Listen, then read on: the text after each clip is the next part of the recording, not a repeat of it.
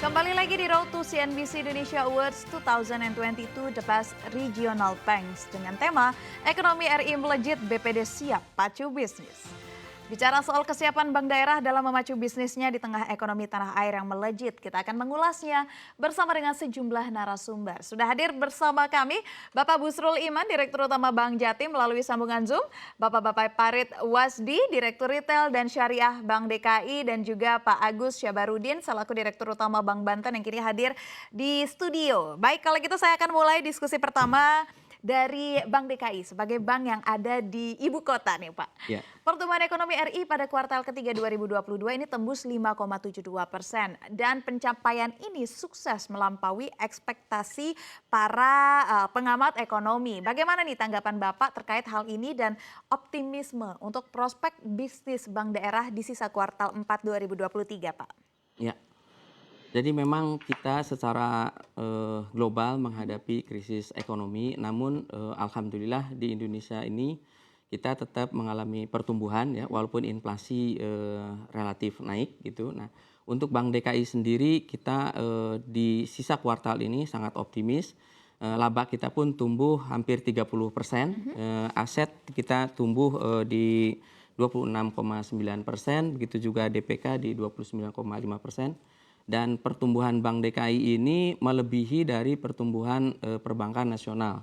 Seperti di DPK itu perbankan nasional tumbuh 8,59%, sedangkan kredit 10,62% dan aset itu tumbuh 10,29%.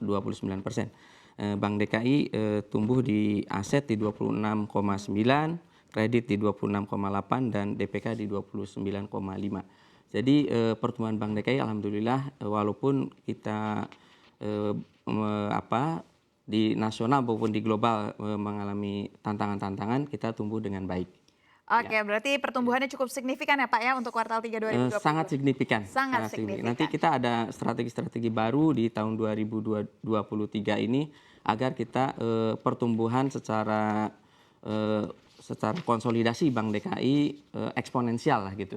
Iya, yang tadi ya transformasi yang tadi Bapak juga sudah transformasi jabarkan. kita jalankan. Baik, saya ingin ke Pak Agus. Nah Pak Agus, bagaimana nih Pak prospek bisnis bank daerah di sisa kuartal 4 2022 ini Pak? Ya, terima kasih Mbak Saf. Ya, jadi Bank Banten adalah sebagai bank yang dimiliki oleh Provinsi Banten. Dan Provinsi Banten ini adalah sebagai provinsi baru, ya, baru berusia 22 tahun. Artinya Provinsi Banten sedang terus giat untuk melakukan pembangunan. Bahkan di beberapa sektor seperti Tangerang Raya itu adalah merupakan kota-kota satelit yang terus dikembangkan dan berkembang sangat pesat sekali. Ini adalah salah satu potensi ekonomi yang ada di Provinsi Banten yang terus akan kita coba sinergikan. Bahkan kami punya konsep bagaimana Bank Banten ini menjadi bank utama bagi pembangunan di Provinsi Banten, ya, sehingga harapan kami nanti Bank Banten menjadi lokomotif kebangkitan ekonomi. Karena apa? Karena menetapkan ekosistem ekonomi Banten yang nantinya perputaran APBD yang ada di Provinsi Banten sekitar provinsi 12 triliun, kemudian kabupaten kota sekitar 34 triliun, itu menjadi captive market yang bisa dijadikan sebagai target utama. Oleh karenanya, kalau IMF menyebutkan ada sekitar 31 negara di dunia yang terancam resesi, ya, seperti tadi rekan saya Pak Babai, saya juga termasuk orang yang sangat optimis bahwa Indonesia, ya, apalagi Provinsi Banten yang punya peluang untuk melakukan kegiatan pembangunannya ya saat ini itu masih punya peluang yang cukup baik, ya, akan terus tumbuh. Ya, bahkan kuartal 3 tadi yang sudah saya paparkan juga secara kredit sendiri kita tumbuh 15,6%. Ya, sedangkan industri kan cuma sekitar 11% ya. Kemudian DPK juga kita tumbuh sekitar 30,8% secara year on year. Industri cuma sekitar 6,77%. Jadi artinya optimisme kami betul-betul beralasan, punya bukti yang bisa kita tunjukkan. Iya, Ya. 22 tahun, tapi pertumbuhannya ini luar biasa, nggak main-main ya Pak ya? Ya. Baik, saya ingin ke Pak Busrul. Nah, Pak Busrul bagaimana nih Pak, kalau misalkan prospek dari Bank Jatim sendiri di kuartal 4 2023 ini di tengah peningkatan perekonomian Indonesia yang kian masif ini Pak?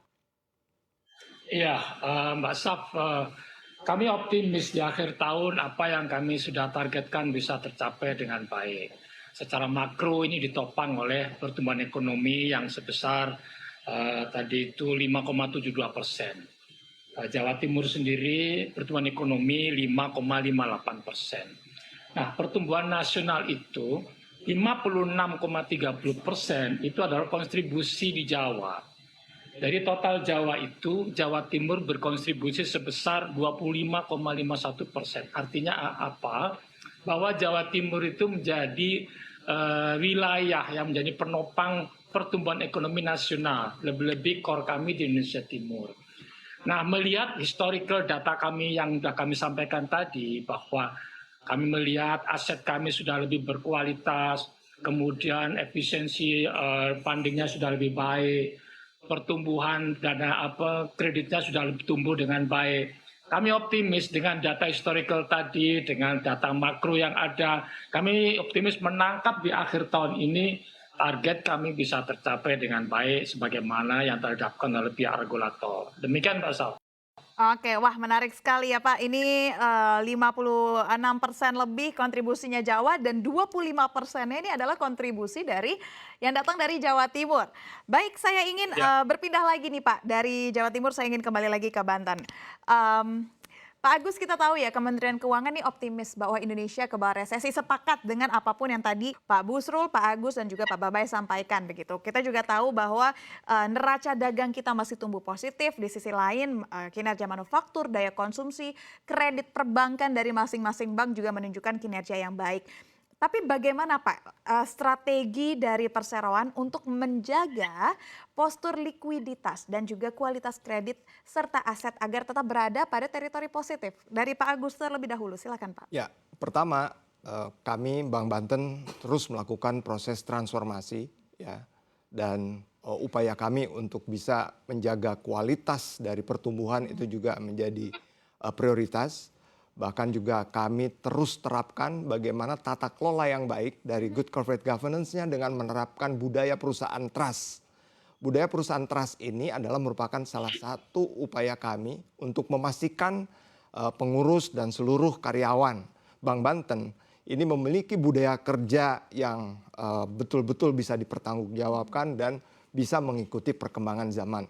Apalagi di era VUCA sekarang ini kan, mau tidak mau digital disruption juga kita akan terus upayakan untuk mengejar dan akhirnya kami bersepakat bahwa potensi pembangunan, potensi pertumbuhan ekonomi yang ada di Provinsi Banten karena sebagai provinsi baru yang terus sedang giat-giatnya untuk melakukan pembangunan, maka kesepakatan kami adalah bagaimana menjadikan captive market dari Provinsi Banten terutama perputaran APBD-nya yang sekitar 40-50 triliun ini bisa betul-betul optimal dikelola dengan baik oleh BPD Banten yang menjadi tuan rumah di negerinya sendiri.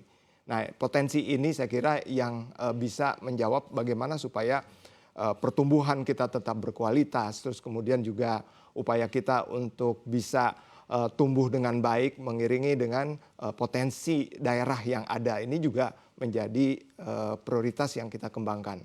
Apalagi kita tahu bahwa Provinsi Banten di utaranya adalah industri, di selatannya itu adalah pertanian, pariwisata, pelabuhan dan bandara ada di Provinsi Banten, maka ini juga punya potensi pendapatan selain dari bunga ya menjadi fee based income yang juga itu bisa kita kembangkan. Ya, potensi ini tadi bisa dilihat bahwa pertumbuhan fee based income kita juga meningkat cukup signifikan. Wow, baik. Budaya perusahaan berlandaskan trust itu ya Pak ya. Dengan harapan kinerjanya akan semakin baik ke depannya.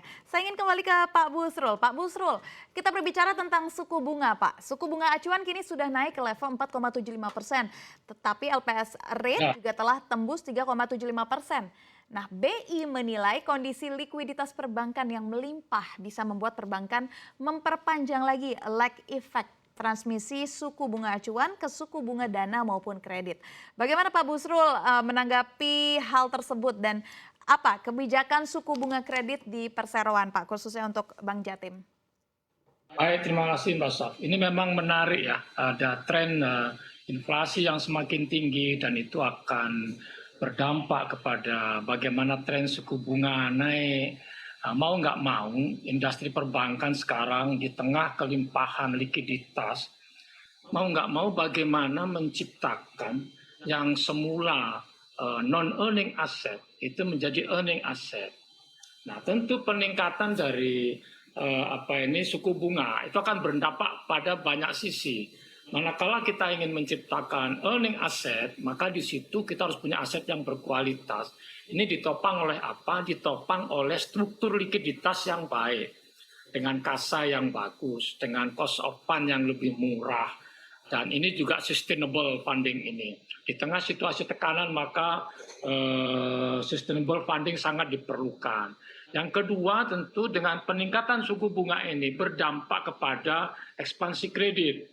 Ya, ini seperti sekarang ini ada tekanan ekonomi global, itu akan menekan demand dari ekspor.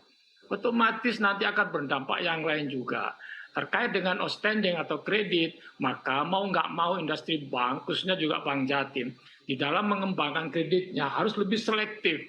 Kalau tidak, maka rencana untuk dari non-earning asset menjadi earning asset itu menjadi tidak tercapai. Artinya bahwa bagaimana kita membuat strategi funding yang lebih berkualitas, kemudian ekspansi yang lebih selektif, lebih prudent, kemudian juga perbaikan quality. Ini akan menciptakan aset yang berkualitas. Nah, di tengah kecenderungan suku bunga tinggi, maka di dalam kredit kita harus benar-benar memilih, memapping sektor ekonomi mana di suatu wilayah itu tumbuh. Seperti di Jawa Timur, maka sektor ekonomi yang paling tumbuh itu adalah sektor industri olahan, kemudian perdagangan besar dan eceran, dan yang terakhir adalah pertanian pada umumnya. Kami akan inland ke sana. Terkait dengan kualitas pinjaman, kami juga inland dengan pihak regulator. Stimulus apa yang ditawarkan oleh pemerintah, kami harus inland di situ. Oke. Dengan pola seperti ini, kita bisa tetap resilient terhadap tekanan-tekanan yang ada. Demikian, Pak Saf. Baik, terima kasih banyak Pak Busrul, dan kami juga ingin menanyakan hal serupa kepada Pak Babay, perspektifnya dari Bank DKI, tapi ditahan dulu Pak.